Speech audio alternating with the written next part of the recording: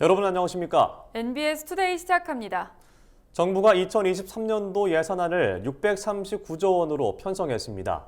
역대 최대 규모인 24조 원의 지출 구조 조정을 통해 예년보다 총 지출 증가율을 대폭 줄였는데요. 정부는 편성한 예산을 국정과제 이행, 서민사회적 약자 지원, 미래 대비 투자 등에 사용할 계획입니다.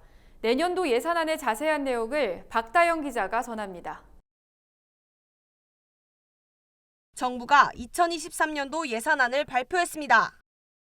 정부는 지난 30일 국무회의를 열고 내년도 예산안을 올해보다 5.2% 늘어난 639조 원으로 편성했습니다.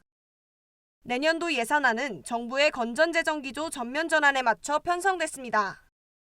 재정의 건전성과 지속 가능성에 대한 경계감이 어느 때보다 높아지고 있는 데다가 미래 세대를 위한 책임 있는 재정 운영을 위해서도 방만 재정에서 건전 재정으로의 기조 전환은 필수적이라고 하겠습니다.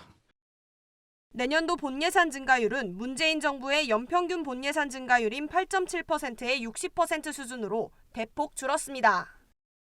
정부는 역대 최대 규모인 24조 원 수준의 지출 재구조화를 통해 총지출 증가폭을 줄였다고 설명했습니다. 정부 임기 내 건전재정 기조를 유지한다는 방침에 따라 GDP 대비 관리재정 수지와 국가채무 비율은 각각 2%대 중반, 50%대 중반으로 관리될 방침입니다. 관리재정 수지는 마이너스 4.4%에서 마이너스 2.6%로 1.8%포인트, 통합재정 수지는 마이너스 2.5%에서 마이너스 0.6%로 플러스 1.9%포인트 전년 대비 크게 개선되었으며 국가 채무 비율도 전년 대비 마이너스 0.2%포인트 감소하게 되었습니다. 새 정부가 선정한 110대 국정과제 이행을 위해서는 5년간 총 209조 원의 재정이 투입됩니다. 내년에는 국정과제 이행을 위해 총 11조 원이 투입됐습니다. 정부는 복지 예산을 전년 대비 4.1% 확충해 서민과 사회적 약자를 지원할 계획입니다. 또 경제 운용의 중심을 민간 주도로 전환하고 반도체, 핵심 전략 기술 등에 대한 투자를 확대합니다.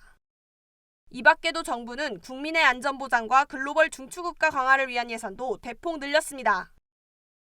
지역 계층 세대 간 양극화 해소를 위한 맞춤형 복지를 강화하고 고령화 저출산 등 구조적 문제에 기민하게 대응해 나가겠습니다. 경제 운용 중심을 민간으로 전환하고 미래 전략 산업 육성, 초격차 기술 개발, 중기 벤처 경쟁력 강화 등 역동 경제 실현을 적극 추진해 나가겠습니다. 전략적 ODA 활용, 튼튼한 안보 역량 구축, 국민 안심 사회 실현, 유능한 정부 구현 등의 재원 배분 중점을 더 나가겠습니다. 한편 야당인 민주당은 줄어든 민생사업 예산을 최대한 늘리겠다고 밝혀 국회 심사 과정에서 여야가 예산안을 놓고 부딪힐 가능성이 커 보입니다. MBS 박다영입니다.